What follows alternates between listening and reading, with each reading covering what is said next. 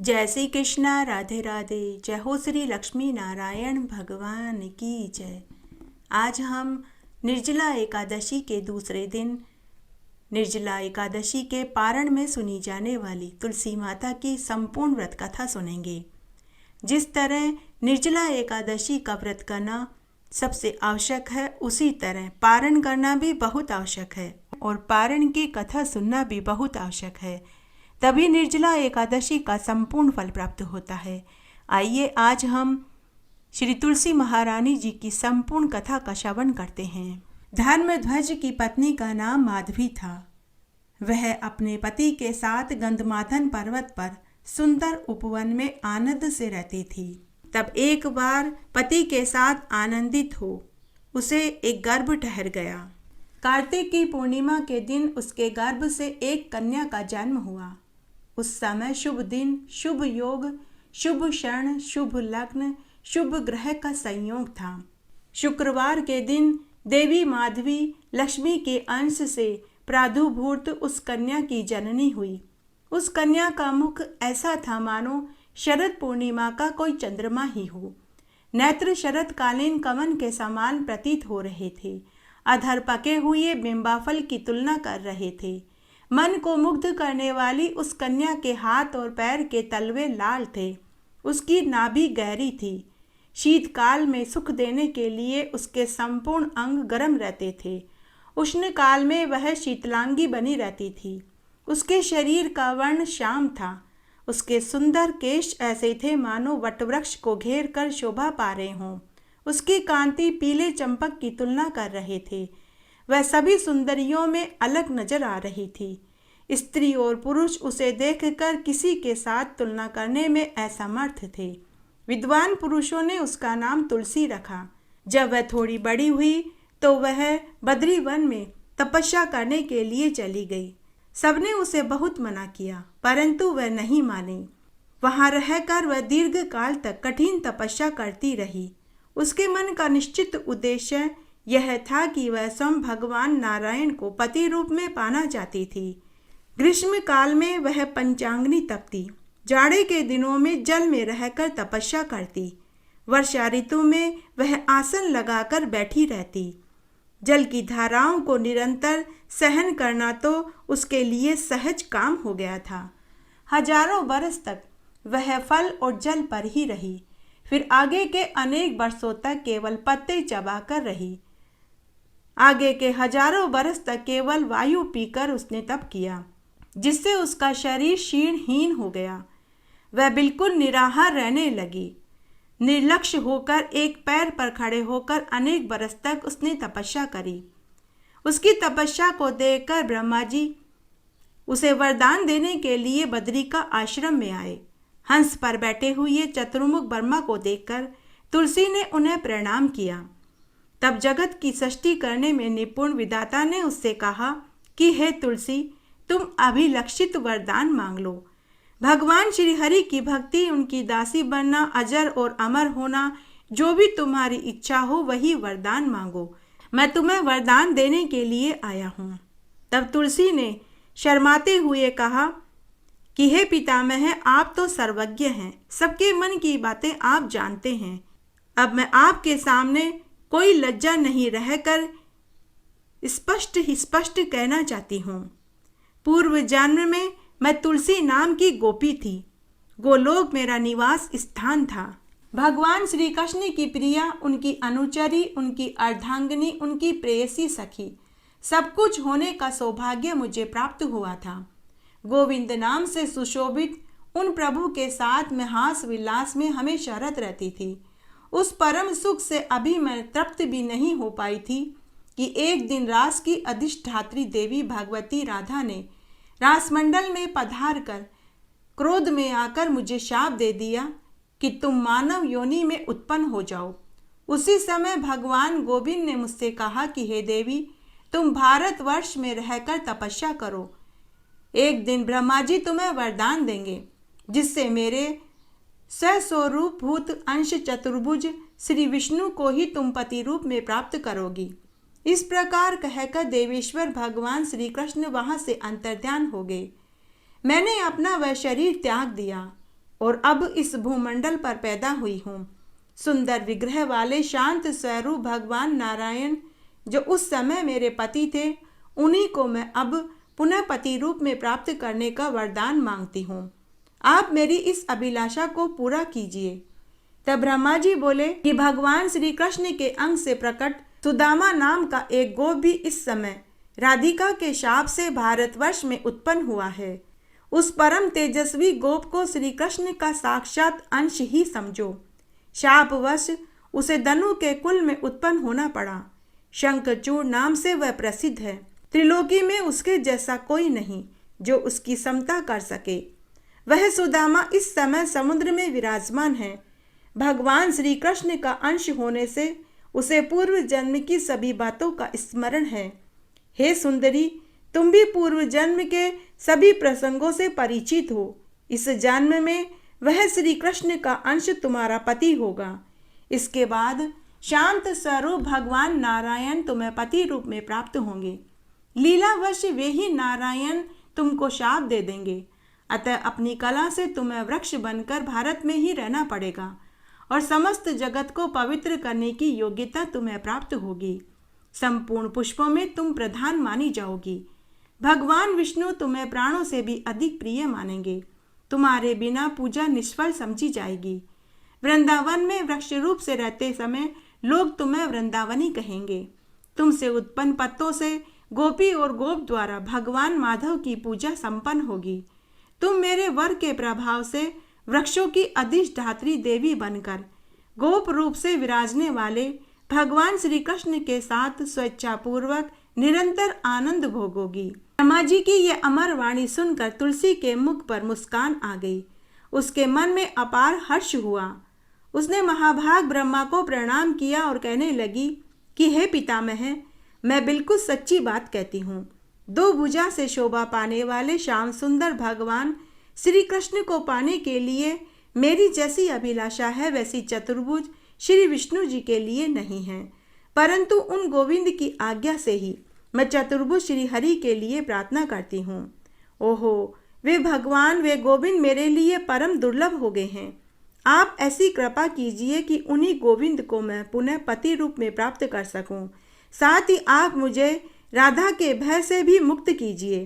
तब ब्रह्मा जी बोले कि हे तुलसी, मैं तुम्हारे प्रति भगवती राधा के षोडशों अक्षर मंत्र का उपदेश करता हूँ। तुम इसे मन में धारण कर लो। मेरे वर के प्रभाव से अब तुम राधा को भी तुम प्राणों के समान प्रिय बन जाओगी। भगवान गोविंद के लिए तुम वैसी ही प्रेयसी बनी रहोगी जैसी राधा है। इस प्रकार कहकर जगन दाता ब्रह्मा ने तुलसी को भगवती राधा का षोडशों अक्षर मंत्र दिया। साथ ही स्तोत्र, कवच, पूजा की संपूर्ण विधियां तथा किस क्रम से अनुष्ठान करना चाहिए वह सारी बातें बता दी। तब तुलसी ने भगवती राधा की उपासना करी। उनके कृपा प्रसाद से वह देवी राधा के समान ही सिद्ध हो गई। मंत्र के प्रभाव से ब्रह्मा जी ने जैसा कहा था ठीक वैसा ही फल तुलसी को प्राप्त हुआ। तब एक समय की बात है, वृषध्वज की कन्या तुलसी अत्यंत ही प्रसन्न होकर शयन कर रही थी। उसने स्वप्न में एक सुंदर वेश वाले पुरुष को देखा। वह पुरुष अभिपूर्ण नवयुवक था। उसके मुख पर मुस्कान छाई हुई थी। उसके संपूर्ण अंगों में चंदन का अनुलेपन था। रत्न में आभूषण उसे सुशोभित कर रहे थे। उसके गले में सुंदर माला थी। उसके नेत्र भ्रमर तुलसी के मुख कमल का रसपान कर रहे थे। स्वप्न में ही तुलसी का उसके साथ हास विलास हो रहा था। यूं स्वप्न देखने के बाद तुलसी जाग गई। इस प्रकार तरुण अवस्था से संपन्न वह देवी वहीं रहकर समय व्यतीत करती रही। उसी समय महान योगी शंखचूड़ का बद्रीवन में आगमन हो गया। जेगीशव्य मुनि की कृपा से भगवान श्री कृष्ण का मनोहर मंत्र उसे प्राप्त हो चुका था। उसने पुष्कर क्षेत्र में रहकर उस मंत्र को सिद्ध भी कर लिया था। सर्व मंगल में कवच से उसके गले की शोभा हो रही थी। ब्रह्मा उसे अभिलषित वर दे चुके थे। उन्हीं की आज्ञा से वह वहां आया था। तभी तुलसी की दृष्टि उस पर पड़ी। उसकी सुंदर कमनीय कांति थी। वर्ण ऐसा था मानो श्वेत चंपा हो। रत्न में अलंकारों से वह अलंकृत था। उसके मुख की शोभा शरद पूर्णिमा की चंद्रमा की तुलना कर रहे थे। नेत्र से जान पड़ते थे मानो शारदीय कमल हो। दो रत्न में कुंडल उसके गंड स्थल की शोभा बढ़ा रहे थे। पारिजात के पुष्पों की माला उसके गले को सुशोभित कर रही थी। उसका मुखमंडल मुस्कान से भरा हुआ था। कस्तूरी और कुमकुम से युक्त सुगंधपूर्ण चंदन द्वारा उसके अंग अनुलिप्त थे। मन को मुग्ध कर देने वाला वह शंखचूड़ अमूल्य रत्नों से बने हुए विमान पर विराजमान था। उस शंखचूड़ को देखकर तुलसी ने वस्त्र से अपना मुंह ढक लिया, कारण लज्जावश उसका मुख नीचे की ओर झुक गया था। अमूल्य रत्नों से बने हुए नुपुर उसके चरणों की शोभा बढ़ा रहे थे। वह मनोहर त्रिवल्ली से संपन्न थी। सर्वोत्तम मणि से निर्मित करधनी सुंदर शब्द करती हुई उसकी कमर में सुशोभित थी। मालती के पुष्पों की माला से संपन्न केश कलाप उसके मस्तक की शोभा बढ़ा रहे थे। उसके कानों में अमूल्य रत्नों से बने हुए मकराकत कुंडल थे। उस सुंदर तुलसी को देखकर शंखचूड़ उसके पास आकर बैठ गया और मीठे शब्दों में बोला, हे देवी, तुम कौन हो? तुम्हारे पिता कौन हैं? तुम अवश्य ही संपूर्ण स्त्रियों में धन्यवाद एवं सम आदर की पात्र हो। समस्त मंगल प्रदान करने वाली है कल्याणी, तुम वास्तव में कौन हो? सदा सम्मान पाने वाली है सुंदरी, तुम अपना परिचय मुझे दो। सुंदर नेत्रों से शोभा पाने वाली तुलसी ने शंखचूड़ के ऐसे वचन सुनकर मुख नीचे करके उससे बोली, हे महाशय, मैं राजा धर्मध्वज की कन्या हूँ। तपस्या करने के विचार से इस तपोवन में आई हुई हूँ, परंतु तुम कौन हो? तुम्हें आनंद पूर्वक यहाँ से पधार जाना चाहिए, क्योंकि उच्च कुल की किसी भी अकेली साध्वी कन्या के साथ एकांत में कोई भी कुलीन पुरुष बातचीत नहीं करता। ऐसा नियम मैंने शास्त्र में सुना है। शंखचूड़ से इस प्रकार कहकर तुलसी चुप हो गई। तब शंखचूड़ मुस्कुराकर कहने लगा कि हे देवी, तुमने जो कुछ भी कहा है वह असत्य नहीं है, पर अब मेरी कुछ सत्य सत्य मिश्रित बातें सुनने की तुम भी कृपा करो। विधाता ने दो प्रकार की स्त्रियों का निर्माण किया है, वास्तव स्वरूपा और अवास्तव स्वरूपा। दोनों ही एक समान मनोहर होती है, पर एक को प्रशस्त कहते हैं और दूसरी को अप्रशस्त। लक्ष्मी, सरस्वती, दुर्गा, सावित्री, राधिका, ये 5 देवियां षष्ठी सूत्र है, षष्ठी की मूल कारण है। इन आद्य देवियों के प्रादुर्भाव का प्रयोजन केवल षष्ठी करता है। इनके अंश से प्रकट गंगा आदि देवियां वास्तव स्वरूपा कहलाती हैं। इनको श्रेष्ठ माना जाता है। ये यश स्वरूपा और संपूर्ण मंगलों की जननी है।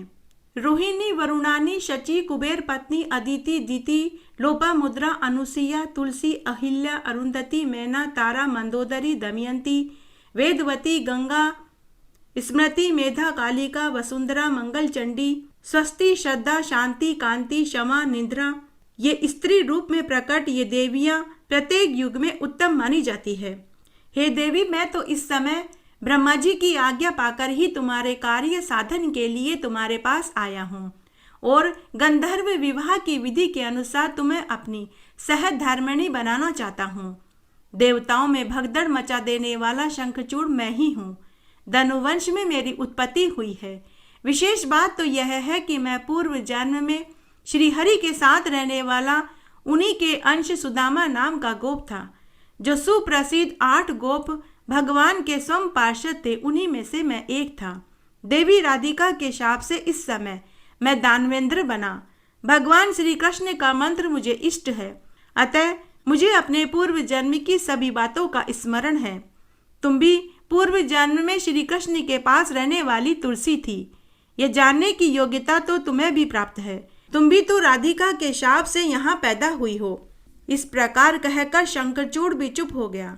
शंखचूड़ की बात सुनकर तुलसी के मुख पर मुस्कुराहट छा गई। तुलसी और शंखचूड़ इस तरह जब बातचीत कर रहे थे कि तभी ब्रह्मलोक से ब्रह्मा जी वहां प्रकट हो गए। ब्रह्मा जी ने आकर शंखचूड़ और तुलसी से कहा कि हे शंखचूड़, तुम इस देवी के साथ क्या बातचीत कर रहे हो? अब गंधर्व विवाह के नियमानुसार तुम इस तुलसी को पत्नी रूप में स्वीकार कर लो, क्योंकि तुम पुरुषों में रत्न और यह साध्वी देवियों में कन्याओं में रत्न है। उसके बाद ब्रह्मा जी ने तुलसी से कहा कि हे पतिव्रते, तुम ऐसे गुणी पति की क्या परीक्षा करती हो? देवता, दानव, असुर सबको कुचल डालने की इसमें शक्ति है। जिस प्रकार भगवान नारायण के पास लक्ष्मी, श्री कृष्ण के पास राधिका, मेरे पास सावित्री, भगवान वाराह के पास पृथ्वी, यज्ञ के पास दक्षिणा, अत्रि के पास अनुसुईया, नल के पास दमयंती, चंद्रमा के पास रोहिणी, कामदेव के पास रति, कश्यप के पास अदिति, वशिष्ठ के पास अरुंधति, गौतम के पास अहिल्या, कर्दम के पास देहूति, बृहस्पति के पास तारा, मनु के पास शत्रुपा, अग्नि के पास स्वाहा, इंद्र के पास सची, गणेश के पास पुष्टि, स्कंद के पास देवसेना, धर्म के पास साध्वी, मूर्ति पत्नी रूप में शोभा पाती है। वैसे ही तुम भी इस शंखचूड़ की सौभाग्यवती प्रिया बन जाओ।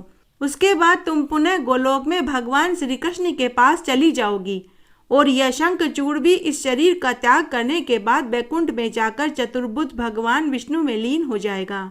उसके बाद शंखचूड़ और तुलसी को आशीर्वाद देकर ब्रह्मा जी पुनः अपने लोक में चले गए। तब शंखचूड़ ने गंधर्व विवाह के अनुसार तुलसी को अपनी पत्नी बना लिया। उस समय स्वर्ग में दुंदुभियां बजने लगी, आकाश से उनके ऊपर फूलों की बरसात होने लगी। विवाह के बाद शंखचूड़ अपने भवन में जाकर तुलसी के साथ आनंद पूर्वक रहने लगा।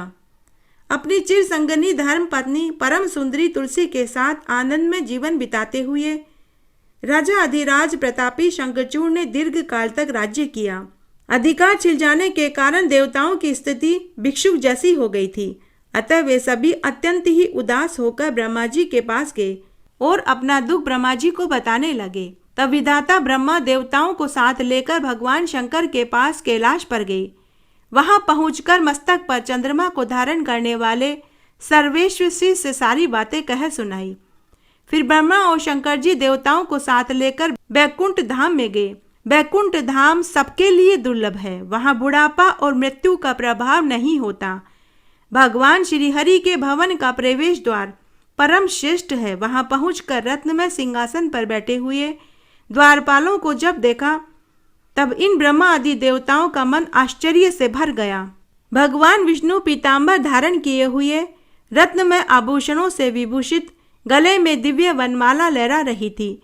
सुंदर शरीर श्याम रंग का था। उनके शंख, चक्र, गदा, पद्म से वे सुशोभित 4 भुजाएं थी। प्रसन्न वदन मुस्कान से भरे हुए थे।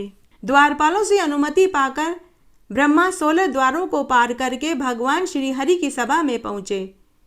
उस सभा भवन में चारों ओर देवऋषि और पार्षद विराजमान थे। सभी पार्षदों के 4 भुजाएं थी। सबका रूप भगवान नारायण के समान ही था।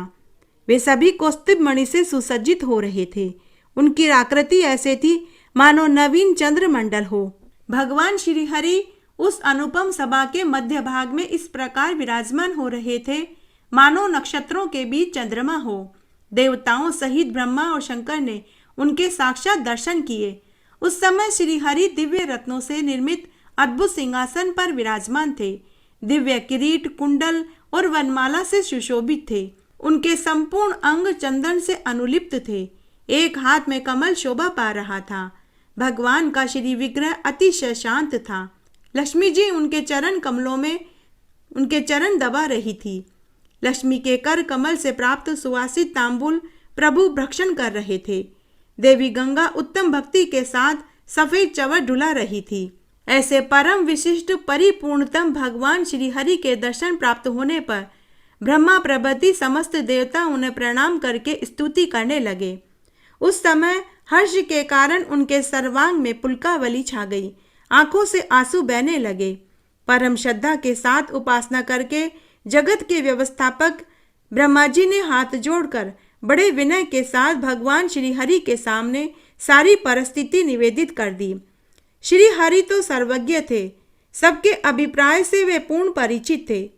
ब्रह्मा की बात सुनकर उनके मुख पर मुस्कान छा गई। उन्होंने मन को मुग्ध कर देने वाला एक अद्भुत रहस्य सबको बताया। श्री हरि बोले कि हे ब्राह्मण, यह महान तेजस्वी शंखचूड़ पूर्व जन्म में एक गोप था। यह मेरा ही अंश था।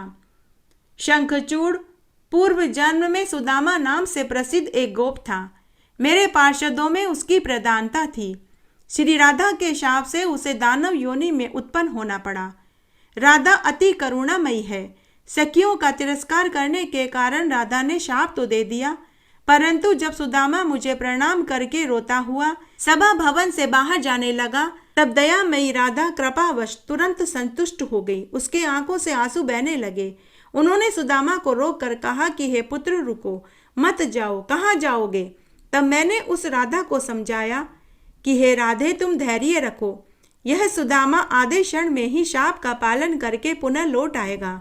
तब मैंने सुदामा से कहा कि हे सुदामा, तुम अवश्य यहाँ लौट आना। मैंने किसी प्रकार से राधा को शांत किया। हे ब्राह्मण, गोलोक के आधे क्षण में ही भूमंडल पर एक मनवंतर का समय हो जाता है। इस प्रकार यह सब कुछ पूर्व निश्चित व्यवस्था के अनुसार ही हो रहा है। संपूर्ण भाषाओं का पूर्ण ज्ञाता, अपार बलशाली यह शंखचूड़ समय पर पुनः उस गोलोक में चला जाएगा। आप लोग मेरा यह त्रिशूल लेकर भारतवर्ष में जाइए। शंकर मेरे त्रिशूल से उस राक्षस का संहार करेंगे। दानव शंखचूड़ मेरे ही संपूर्ण मंगल प्रदान करने वाले कवचों को कंठ में सदा धारण किए रहता है, इसलिए वह अखिल विश्व विजयी है। उसके कंठ में कवच रहते हुए कोई उसे मारने में सफल नहीं हो सकता।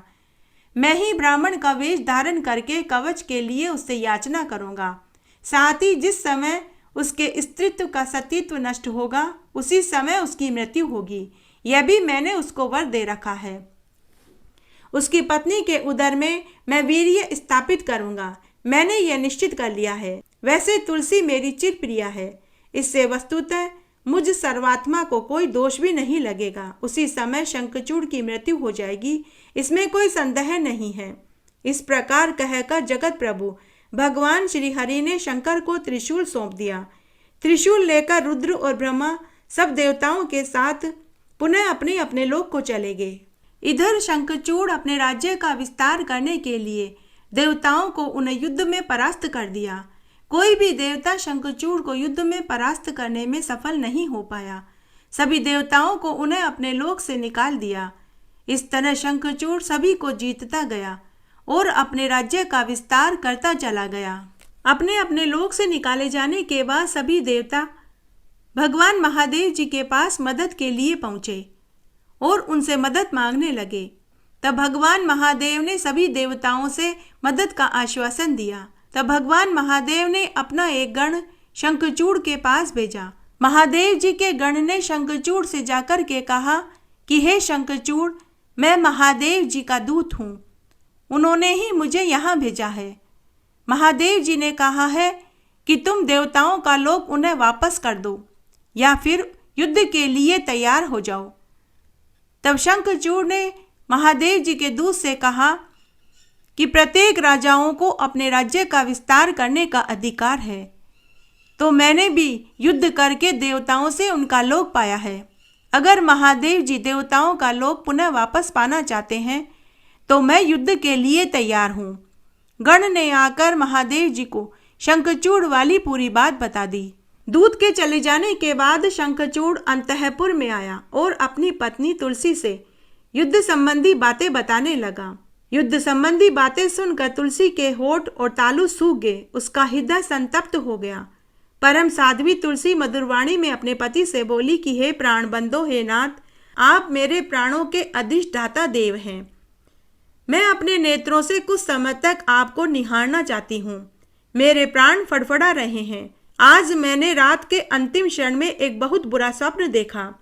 खुद शंखचूड़ भी एक ज्ञानी पुरुष था। तब उसने तुलसी के साथ बैठकर भोजन खाया, जल पिया। फिर अवसर पाकर उसने सत्य, हितकर एवं यथार्थ वचन तुलसी से कहे कि हे तुलसी, कर्म भोग का सारा निबंध काल के सूत्र में बंधा हुआ है। शुभ, हर्ष, सुख, दुख, भय, शोक, मंगल सभी काल के अधीन है। समय अनुसार वृक्ष उगते हैं, उन पर शाखाएं फैलती है, पुष्प लगते हैं, क्रमशः फिर उनमें फल आते हैं। फिर काल ही उन फलों को पकाता है। बाद में काल के प्रभाव से फूल फलकर वे संपूर्ण वृक्ष नष्ट भी हो जाते हैं। हे सुंदरी, समय पर विश्व उत्पन्न होता है, समय अनुसार उसकी अंतिम घड़ी भी आती है। काल की महिमा स्वीकार करके ब्रह्मा सृष्टि करते हैं, विष्णु पालन करते हैं और रुद्र संहार करते हैं। ब्रह्मा, विष्णु और शिव आदि प्रधान देवताओं के भी अधिष्ठात्री देवी भगवती प्रकृति है। उन्हीं की त्रष्टा, पाता और संघर्ता कहते हैं। केवल उन्हीं में काल को नचाने की योग्यता है। इसलिए हे प्रिय, तुम ध्यान से सुनो। हे प्रिय, ब्रह्मा ने हम दोनों को एक रस्सी में बांध रखा है। इससे तुम्हारे साथ जगत के व्यवहार से मैं फंस गया हूँ। तुम विलग हो जाना विधि की इच्छा अनुसार ही निर्भर है। शोक का विपत्ति सामने आने पर अज्ञानी पुरुष ही घबराता है, न कि पंडित पुरुष। काल चक्र के क्रम से सुख और दुख एक के बाद एक आते जाते रहते हैं। अब तुम्हें निश्चय ही भगवान नारायण पति रूप में प्राप्त होंगे, जिनके लिए बद्री आश्रम में रहकर तुमने कठोर तपस्या करी थी। तपस्या तथा ब्रह्मा के वर प्रदान से तुम्हें पाने का सुअवसर प्राप्त हुआ था। उस समय तुम भगवान श्री हरि के लिए तप कर रही थी, अतः अब उन्हीं को प्राप्त करोगी। हे प्रिय, मेरा गोलोक में पुनः जाना सर्वदा निश्चित है। हे कामिनी, उस समय तुम भगवान श्री हरि के लिए तप कर रही थी, अब उन्हीं को तुम प्राप्त करोगी। गोलोक में वृंदावन है, वहीं भगवान गोविंद तुम्हें अपनी प्राणप्रिय बनाएंगे, और मैं भी इस दानव शरीर का परित्याग करके उसी दिव्य लोक में चला जाऊंगा। वहीं तुम मुझे देख सकोगी और मैं तुम्हें देख पाऊंगा। इसमें कारण केवल श्री राधा जी का शाप है। हे प्रिय, तुम ध्यान से सुनो। मेरा गोलोक में पुनः जाना सर्वदा निश्चित है, अतः शोक करने की आवश्यकता नहीं है। तुम भी अब शीघ्र ही इस शरीर का परित्याग करके दिव्य रूप धारण करके श्री हरि को पति रूप में प्राप्त करोगी। इस प्रकार शंखचूड़ तुलसी के साथ सुंदर बातचीत कर रहा था। इतने में ही सायंकाल का समय हो गया। रत्नमय भवन में पुष्प और चंदन से चर्चित श्रेष्ठ शैया बिछी थी। वह उस पर सो गया। भांति भांति के वैभवों की बात करके मन में स्फुरित होने लगे। शंखचूड़ श्री कृष्ण भगवान का परम भक्त था। वह मन में भगवान श्री कृष्ण का ध्यान करके ब्रह्ममुहूर्त में ही अपनी पुण्यमयी शैया से उठ गया। उसने स्वच्छ जल से स्नान किया, रात्रि के वस्त्रों का त्याग किया, धुले हुए 2 वस्त्रों को पहनकर, उज्जवल तिलक लगाकर, इष्ट देवता का वंदन करके प्रतिदिन के आवश्यक कर्तव्यों को पूरा किया। दही, घी, मधु, लाजा आदि मांगलिक वस्तुएं देखी। प्रतिदिन की भांति उसने भक्ति पूर्वक ब्राह्मणों को उत्तम रत्न, मणि, स्वर्ण, वस्त्र, अन्न आदि का दान किया। यात्रा मंगलमयी होने के लिए उसने अमूल्य रत्न, मोती, मणि, हीरे आदि अपने गुरुदेव और ब्राह्मणों की सेवा में अर्पित किया। उसके बाद उसने अपने पुत्र को संपूर्ण दानवों का राजा बनाकर उसे अपनी प्रेयसी पत्नी, राज्य, संपूर्ण संपत्ति, प्रजा, सेवक, कोष, हाथी, घोड़े आदि वाहन उसे सौंप दिए। उसने सम के कवच पहन लिए, हाथ में धनुष और बाण ले लिया। अब सैनिकों को एकत्र किया। 3 लाख घोड़े, 1 लाख उत्तम श्रेणी के हाथी उपस्थित हो गए। 10,000 रथ, 3 करोड़ धनुषधारी, कवचधारी, त्रिशूलधारी वीर उसके साथ हो गए। इस प्रकार शंखचूड़ ने अपरिमित सेना सजा ली। युद्ध शास्त्र के पारगामी एक महारथी वीर को सेनापति के पद पर नियुक्त कर दिया।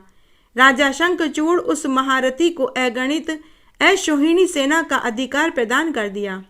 उसके बाद शंखचूड़ अपनी अपरिमित सेना को लेकर युद्ध मैदान में पहुंच गया।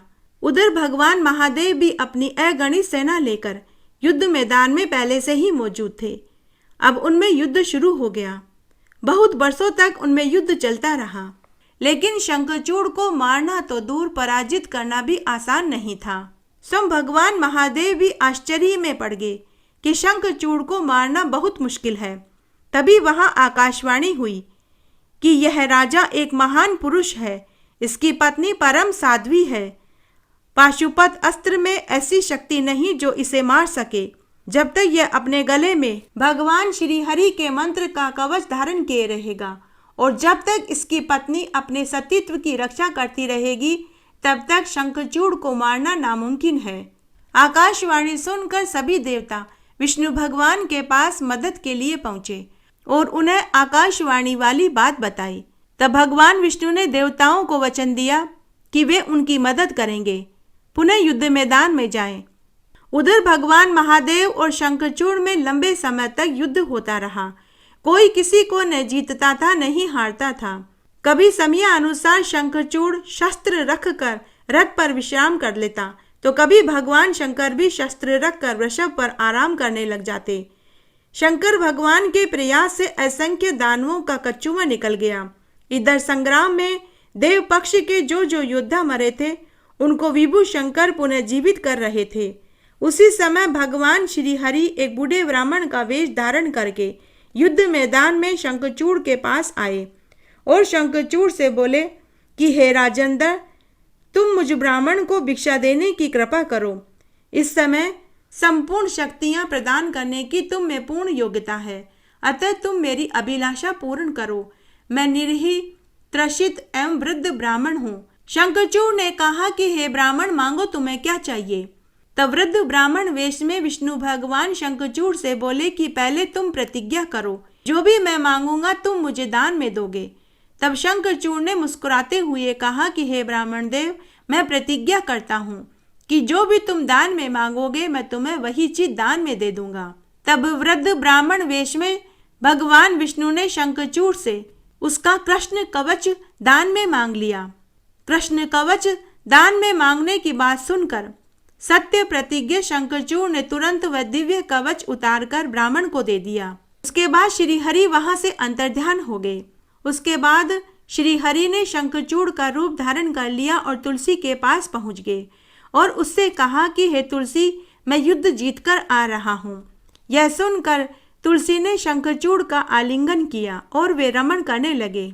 इधर तुलसी का सतीत्व भंग हुआ, उधर शंकर भगवान ने श्रीहरि के दिए हुए त्रिशूल से शंखचूड़ की गर्दन काट दी। दानवीर शंखचूड़ के भस्म होते ही उसने एक दिव्य गोप का वेश धारण कर लिया। उसकी किशोर अवस्था थी। वह 2 दिव्य भुजाओं से सुशोभित था। उसके हाथ में मुरली शोभा पा रही थी। रत्न में आभूषण उसके शरीर की शोभा बढ़ा रहे थे। इतने में ही अकस्मात सर्वोत्तम दिव्य मणियों द्वारा निर्मित एक दिव्य विमान गोलोक से उतर कर आया। उसमें चारों ओर असंख्य गोपियां बैठी हुई थी।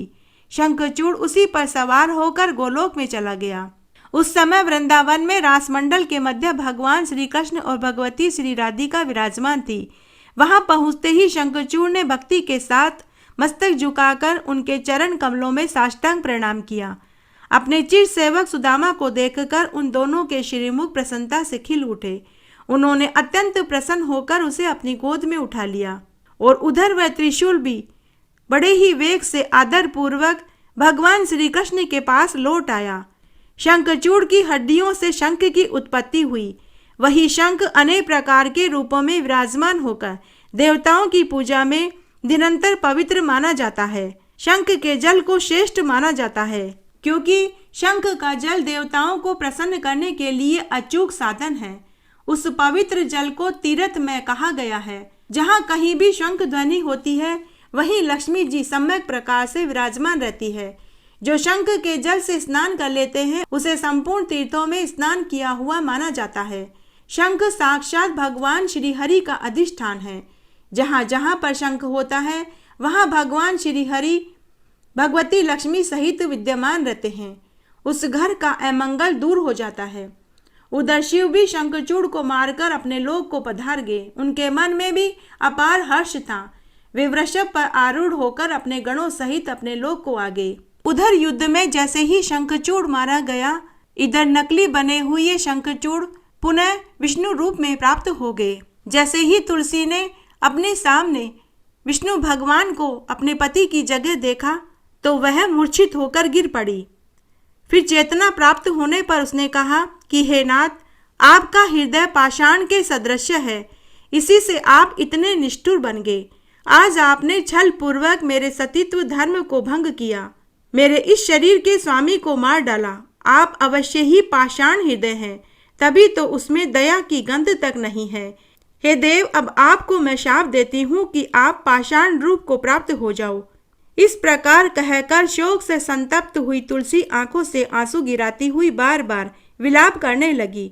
तब भगवान श्री हरि करुणा युक्त तुलसी देवी को देखकर नीति पूर्वक वचन कहने लगे और समझाने लगे कि हे कल्याणी, तुम मेरे लिए भारतवर्ष में रहकर बहुत दिनों तक तपस्या कर चुकी हो। उस समय तुम्हारे लिए शंखचूड़ भी तपस्या कर रहा था। वह मेरा ही अंश था। तुम्हें स्त्री रूप में प्राप्त करके वह सुखपूर्वक गोलोक में चला गया। अब मैं तुम्हारी तपस्या का फल देना चाहता हूँ। तुम इस शरीर का त्याग करके दिव्य देह धारण करके मेरे साथ आनंद करोगी। तुम लक्ष्मी के समान सदा मेरे साथ रहोगी। तुम्हारा यह शरीर गंडकी नदी के रूप में प्रसिद्ध होगा। तुम्हारा केश कलाप पवित्र वृक्ष होगा। तुम्हारे केश से उत्पन्न होने के कारण तुलसी के नाम से ही तुम्हारी प्रसिद्धि होगी। हे वरानने, देवताओं की पूजा में आने वाले त्रिलोकी के जितने भी पत्र और पुष्प हैं, उन सब में तुम प्रधान मानी जाओगी।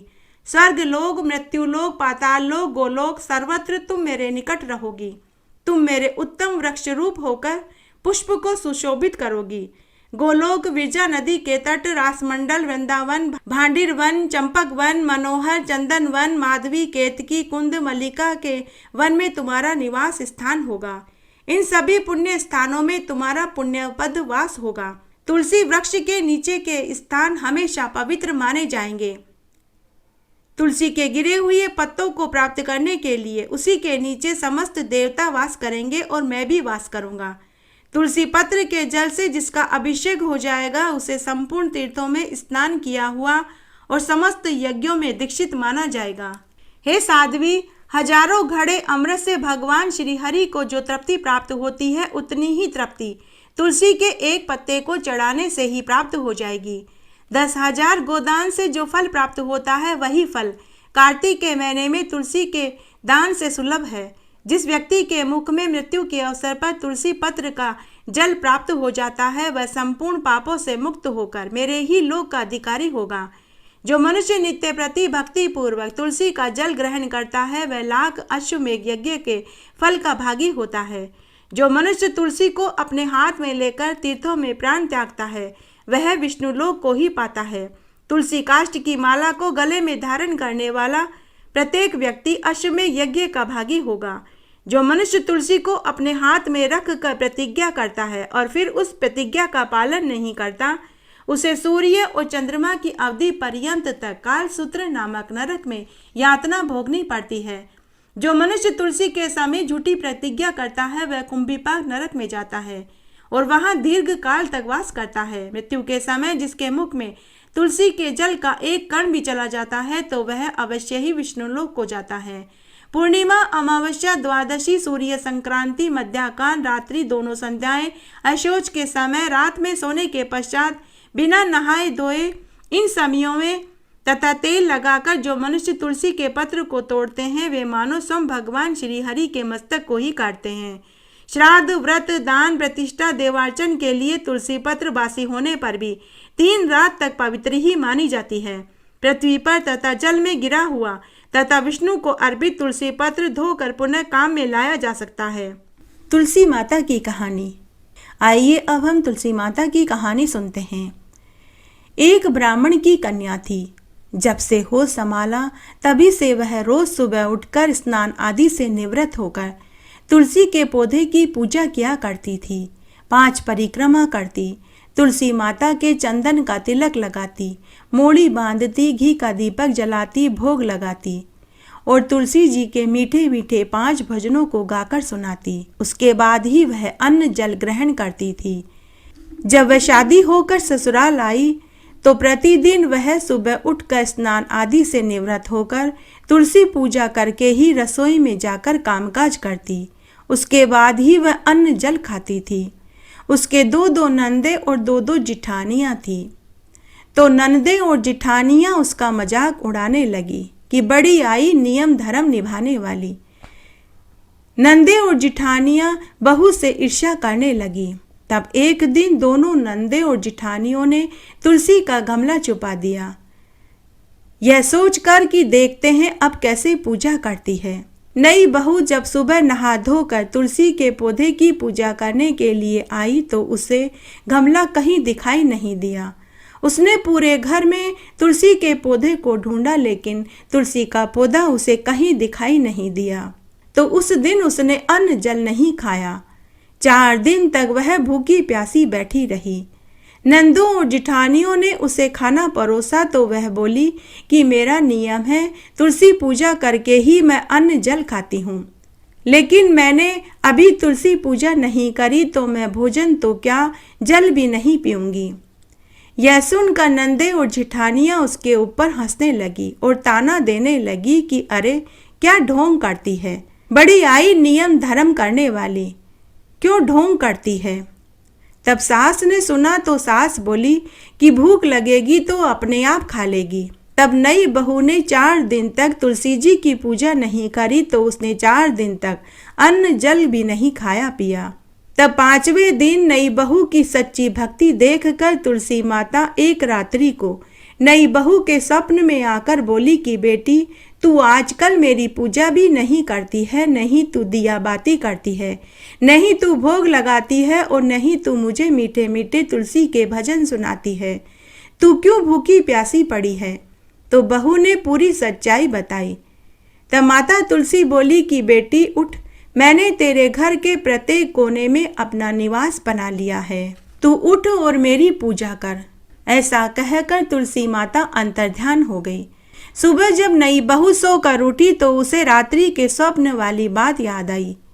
उसने देखा उसके घर के प्रत्येक कोने में तुलसी का पौधा लहलहा रहा था, जिसकी हर लड़ी में सोने चांदी की लड़ियां लटक रही थी। बहू यह देख कर खुश हो गई। बहू उठी, नहाई धोई और तुलसी जी की पूजा करी। उसके बाद रसोई में भोजन करने लगी। बहू को भोजन करते देखकर नंदे और जिठानियां बोली कि अरे 4 दिन तूने रोटी नहीं खाई तो तेरे नियम धर्म तेल लेने गए क्या? आज तेरे नियम धर्म कहाँ गए? कहाँ गए तेरे तुलसी पूजा करने का नियम? तो बहू ने उन्हें पूरी सच्चाई बताई। तब नई बहू उन्हें लेकर घर के आंगन में गई, गलियारे में गई, छत पर गई, रसोई में गई और परिंदे में दिखाया तो सब जगह तुलसी लहलहा रही थी। तुलसी की प्रत्येक लड़ी में सोने चांदी की लड़ियां लटक रही थी। यह देख कर ननद और जिठानियों को पश्चाताप होने लगा।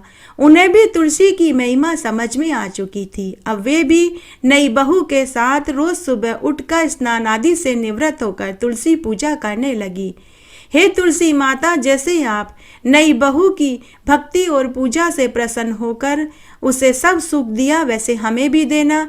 कहानी कहने वाले को, सुनने वाले को और हुक्कारा भरने वाले को। लपसी तपसी की कहानी। एक बार एक लपसी और एक तपसी था। तपसी तो भगवान की तपस्या करता था और लपसी सवासेर की लापसी बनाकर भगवान को भोग लगाता और बाद में खुद जीम लेता था।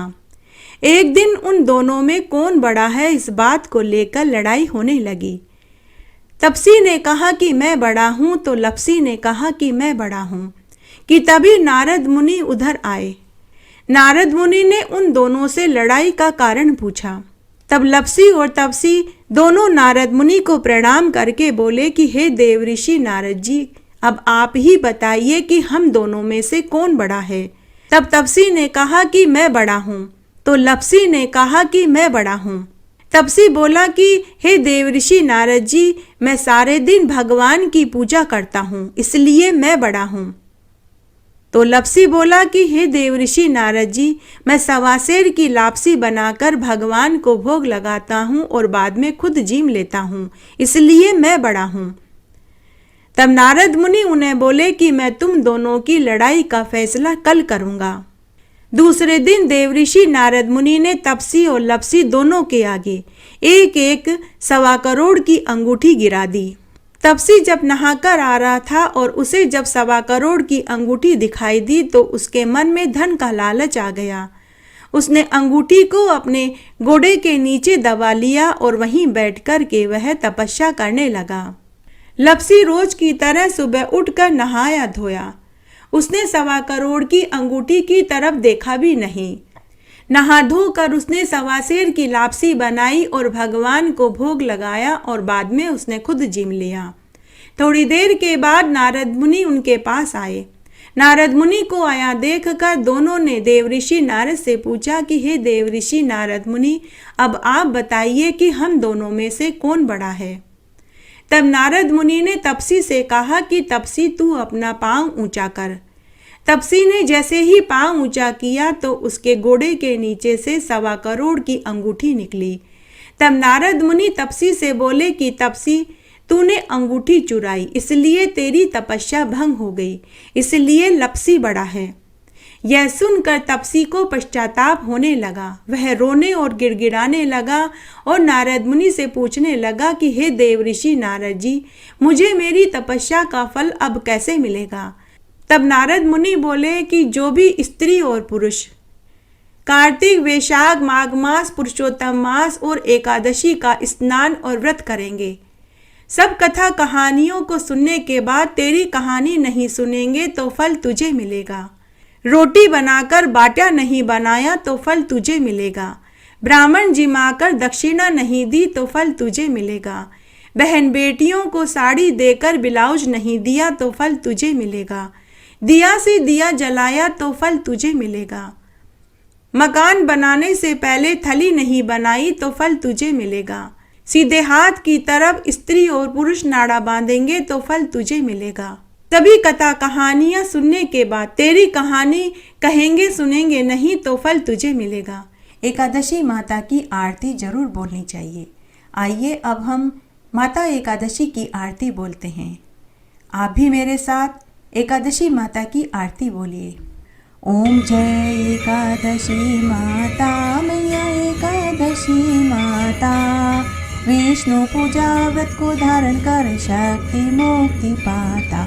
ओम जय एकादशी माता, तेरे नाम गिनाऊं देवी, भक्ति प्रदान करनी मैया, भक्ति प्रदान करनी। गण गौरव की देनी माता, शास्त्रों में वरनी। ओम जय एकादशी माता, मार्गशीर्ष के कृष्ण पक्ष की उत्पन्ना, विश्व तारणी जननी मैया, विश्व तारणी जननी। शुक्ल पक्ष में हुई मोक्षदा, मुक्तिदाता बन आई। ओम जय एकादशी माता, पोष के कृष्ण पक्ष की सफला नामक है मैया, सफला नामक है। शुक्ल पक्ष में हो यह पुत्रता, आनंद अधिक रहे। ओम जय एकादशी माता, नाम षट तिला माघ मास में कृष्ण पक्ष आवे मैया, कृष्ण पक्ष आवे। शुक्ल पक्ष में जया कहावे, विजय सदा पावे। ओम जय एकादशी माता, विजय फाल्गुन कृष्ण पक्ष में शुक्ला आमल की मैया, शुक्ला आमल की। पाप मोचनी कृष्ण पक्ष में चैत्र महाबली की। ओम जय एकादशी माता, चैत्र माह में नाम कामदा, धन देने वाली मैया, धन देने वाली। नाम बरूथिनी कृष्ण पक्ष में वैशाख महावाली। ओम जय एकादशी माता, शुक्ल पक्ष में होय मोहिनी, अपराज्येष्ठ कृष्ण पक्षी मैया, अपराज्येष्ठ कृष्ण पक्षी। नाम निर्जला सब सुख करनी, शुक्ल पक्ष रखी। ओम जय एकादशी माता, योगिनी नाम आषाढ़ में जानो, कृष्ण पक्ष करनी मैया, कृष्ण पक्ष करनी। देव शयनी नाम कहायो, शुक्ल पक्ष धरणी।